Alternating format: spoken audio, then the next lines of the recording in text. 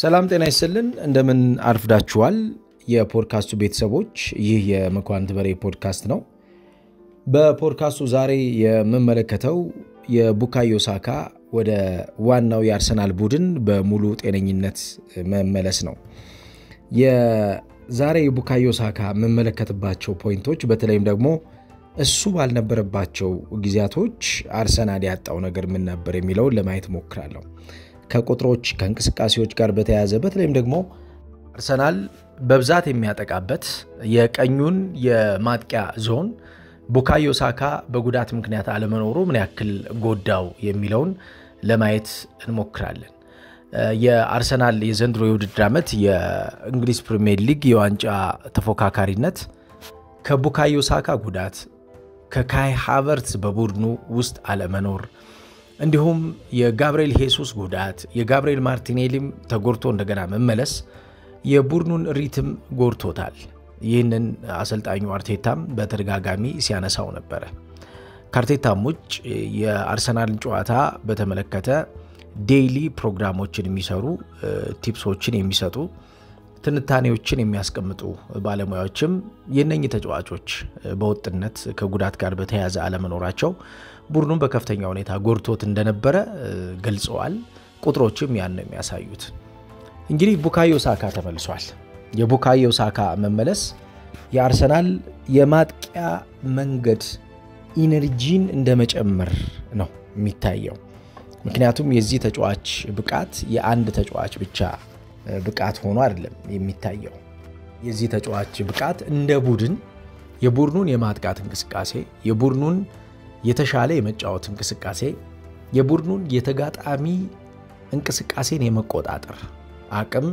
የሚያሳድግ ነው ስለዚህ የተጫዋቹ መመለስ ለአርሰናል በጣም ወሳኙ ለአርሰናል በጣም አስፈላጊው የሚባለው እንደሆነ ግልጽ ነው ዛሬ የቡካዮ ሳካን ጉዳይ ስናነሳ ቡካዮ ሳካ ከመጣ በኋላ በተለይም ደግሞ የኦፖዚት ሳይድ ኦፍ ዘ አታኪንግ ዞንን የተቃራኒን የማጥቂያ ያልተጠበቀውን አቅጣጫ በማጥቃት አርሰናል የነበሩበትን የቁጥር ውስንነት በስፋት እንመለከታለን ከዛው ውጭ ተገማች አለመሆን ጋር በተያያዘ አርሰናል በሚገመትባቸው እንቅስቃሴዎችና በማይገመትባቸው እንቅስቃሴዎች ውስጥ የነበረው ልዩነት በስፋት የታየበት ነበር ማለት እንችላለን ይህንንም በስፋት ለመመልከት እንሞክራለን አብራችሁን ቆይታ እንድታደርጉ ከወዲሁ ጋብዛችኋለሁ የፖድካስቱ ቤተሰብ አዲስ ከሆናችሁ የፖድካስቱ ቤተሰብ እንድትሆኑ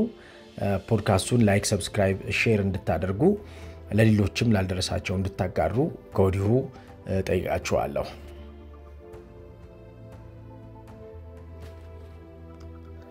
ኢያን ራይት የቡካዮ ሳካን መመለስና በሶሻል ሚዲያው I'm back ብሎ ከጻፈበት ጽሁፍ በኋላ የሰጠው አስተያየት our star boy is back ብሏል የኛ ኮኮቡ ልጃችን ተመልሷል እንደማለት ነው በርግጥም የቡካዮ ሳካ ኮኮብነት በአርሰናል በደንብ የሚታይ ነው በአርሰናል የቡድን እድገት ውስጥ በአርሰናል የማጥቃት እድገት ውስንነት ውስጥ በአርሰናል አታኪንግ ሊሚቴሽን ውስጥ በደንብ ያየነው ነበር እንግዲህ ይሄ ተጫዋች አንዱ ከወጣ በኋላ ከቡድኑ ከተለያየ በኋላ ማለትም በጉዳት ምክንያት ቡድኑን ባላገለገለባቸው እነዛ 3 ወራት አርሰናል የቀኝ ዞን የማጥቃት እንቅስቃሴው በ27.8% ቀንሷል ይሄ የአርሰናል በጣም አደገኛ የሚባለው የማጥቂያ ቀጠና ከፍተኛ የሆነ የማጥቃት ፍላጎት እንዳልነበረው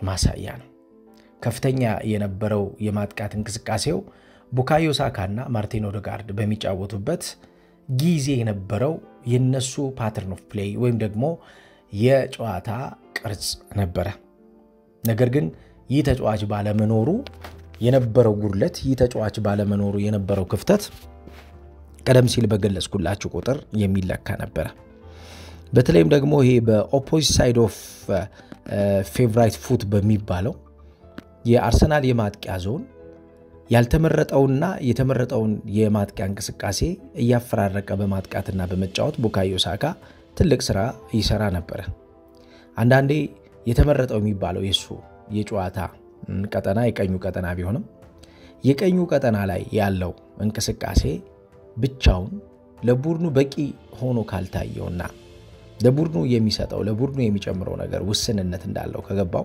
የሚያደርገው ነገር ምንድነው?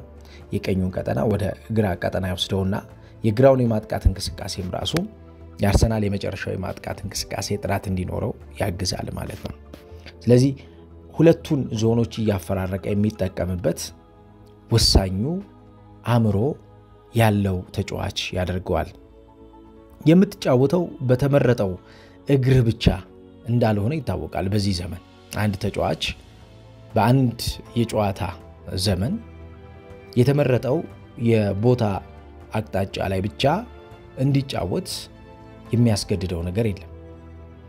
እሱ በሚፈቀድለትም በማይፈቀድለትም እንቅስቃሴ ውስጥ የመገኘት ነፃነት ይሰጠዋል።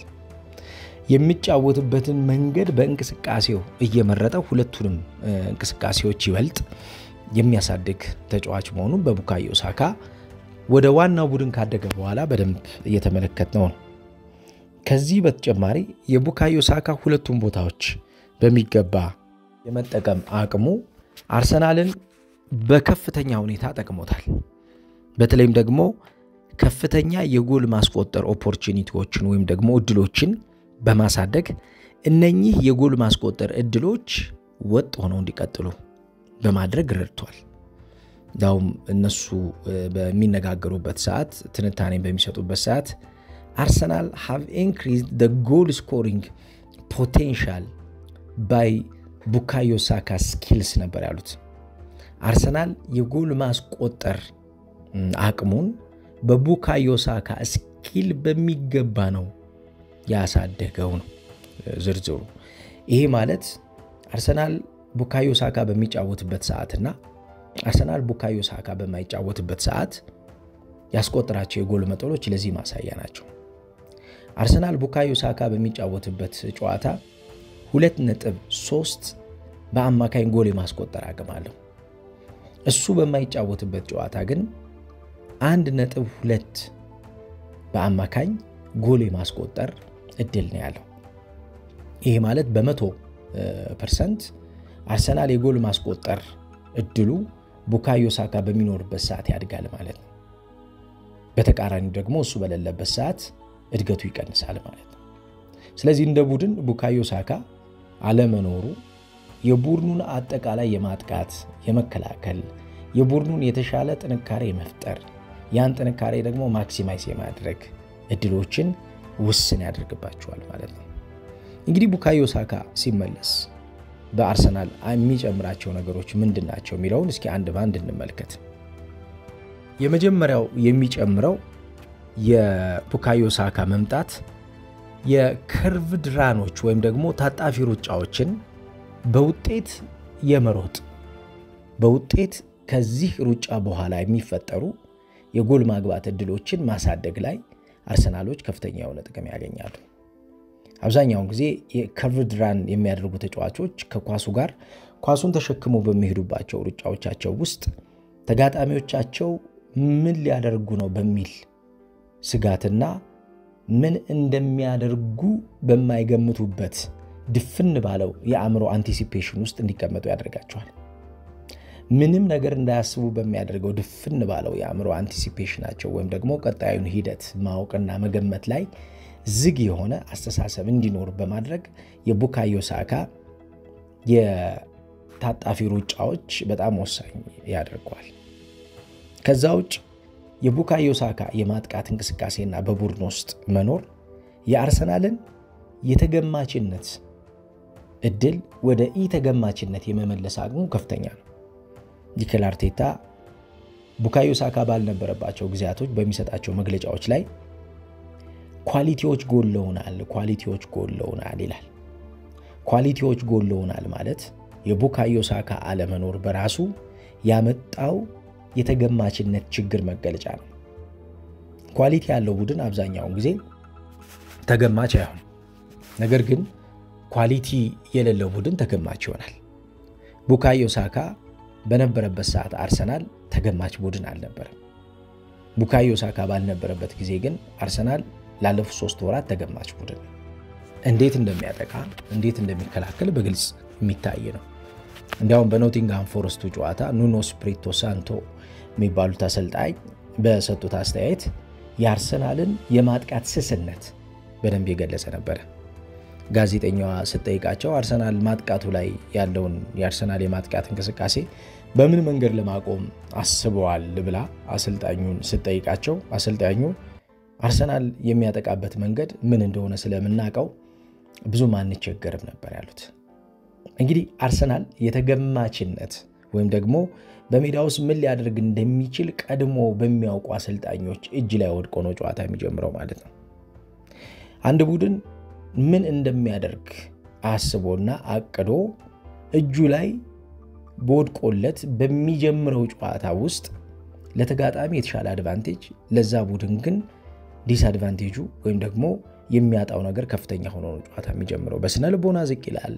በጨዋታ ብልጫ የጨዋታ ክሬቲቪቲ እና ኢምፕሮቫይዜሽን በፈጠራና እንዲሁም ደግሞ በእንቅስቃሴ እድገቶች ውስጥ የሚኖሩት ውስንነቶችን በግልጽ እንዲታይ ያደርጋል ማለት ነው። ብዙውን የአርሰናል ከባዱ ጥንካሬ የሚባለው የነበረው ቡካዮ ሳካ በነበረበት ሰዓት የተከላካዮችን የመጫወቻ ጥራት ማበላሸት ነው። የተከላካይ መስመር ተጫዋቾች እንዲለጠጡ እንደገና ተመልሰው ደግሞ ቦታቸውን በሚያጠቡበት ሰዓት የሚያጠቡበትን ቦታ የትክክለኝነት እርግጠኝነት ጥያቄ ውስጥ ወይም ደግሞ ጥርጣሬ ውስጥ እንዲወድቁ የሚያደርግ ተጫዋች ነበር። እሱ በሌለበት ሰዓት ግን አርሰናሎች በሚመጡባቸው የማጥቃት እንቅስቃሴዎች ላይ ተገማችነታቸው በጣም ዝቅተኛ ስለነበረ የተከላካዮችን የመጫወቻ ጥራት የማበላሸቱ ስራው አርሰናል ቀንሶ ነበር።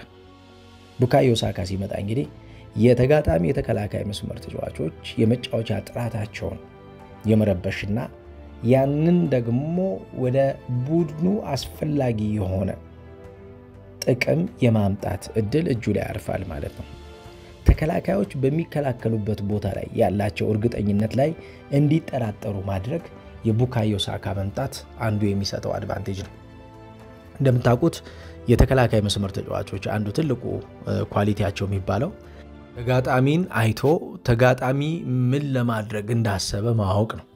በዚህ ሁኔታ ውስጥ እንግዲህ እንደ ቡካዮ ሳካ አይነት ተጫዋቾች ፈታኝ የሆነ የጨዋታ ቀን ለተከላካዮች ስለሚሰጧቸው የእርግጠኝነት የመከላከል እርግጠኝነት ጥያቄ ላይ እንዲወድቁ ያደርጋቸዋል ማለት ነው።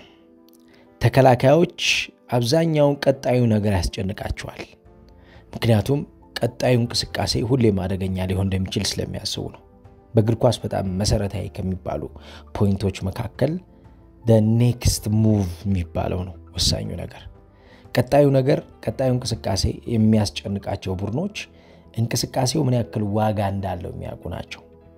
እንደ ሚኬል አርቴታ አይነት አሰልጣኞች ደግሞ ቀጣዩ ነገር ያስጨንቃቸዋል። ይህንን ቀጣይ ነገር የመቆጣጠር ይህንን ቀጣይ ነገር የመምራት በቀጣዩ ነገር ውስጥ የማለፍ ትልቅ ግዴታ ይዘው ነው የሚጀምሩት። ስለዚህ የቡካዮ ሳካ መምጣት ለዛ የሚሰጠው ነገር ከፍተኛ ይሆናል ማለት ነው። ተጋጣሚን ጫና ውስጥ ይከታል። አርሰናልን ደግሞ የሚጠቅምበት እድሉ ከፍተኛ ይሆናል ማለት ነው። ቡካዮ ሳካ እንግዲህ ላለፉት 3 ወራት ልምምድ ያደረገ ሪሃቢሊቴሽን ጂም ውስጥ ቆይታ ያደረገ ምግቡን ያስተካከለ ከፍተኛ እረፍት ያደረገ ነበር ቆይታ ያደረገው እና ስለዚህ ሰዓት ሲናገር ስለዚህ ጊዜ ሲናገር ምንድነው የሚለው በጣም ብዙ ያዘንኩባቸው ጨዋታዎች አሉ ይላል። በርግጥ በቡድን ጓደኞቼ እጅግ በጣም ደስተኛ ነበርኩኝ። የኔን ክፍተትና የሌሎች የቡድን ጓደኞቼን ክፍተት በሚገባ ሸፍነዋል። ሆኖም ግን ምናሸንፋቸውን ጨዋታዎች ደግሞ አንዳንድ የሚያቆስሉ ጨዋታዎች አይቻለውና ያዘንኩባቸው ጊዜያቶች ነበሩ። ግን በጌም ውስጥ ሁሌም ቢሆን የጓደኞቼን ጥንካሬና የጓደኞቼን የተሻለ መጫወት ያደነኩ ነው ቆይቼ መጣሁት። አሁንም ቢሆን ከፈጣሪ ጋር ተስፋ ስለማንቆርጥ እስከ መጨረሻው በውድድር አመቱ ድረስ የሚሰጠንን ነገር ይዘን እንቀጥላለን ብሏል። በተለይም ደግሞ በሱ ጉዳት ላይ በነበረበት ሰዓት ትልቁን ሚና የተጫወተለት መጽሐፍ ቅዱስ እንደሆነ አንስቷል። በተደጋጋሚ ቨርሶችን ያነብ እንደነበረ ከነዚህ በጣም ገንቢ ከሚባሉ ተስፋ ከሚሰጡ የመጽሐፍ ቅዱስ ጥቅሶች በኋላ ተመልሶ እንደገና ወደ ኳስ መምጣቱ ለሱ አንድ ትልቅ ነገር እንደሆነ አንስቷል። ቡካዮ ሳካ እንግዲህ ወደ አርሰናል ተመልሷል። የአርሰናል ደጋፊዎች የዚህ ተጫዋች መምጣት መመለስ ለእናንተ ምን ሰጣችሁ? ምን ያክል አስደሰታችሁ? ኮሜንት ሴክሽኑ ላይ እስኪ ሐሳባችሁን አስተያየታችሁን እንድትሰጡኝ ከወዲሁ ልጋብዛችሁ። ስለነበረን ቆይታ ከልብ አመሰግናለሁ። ጥሩ ጊዜ ይሁንላችሁ።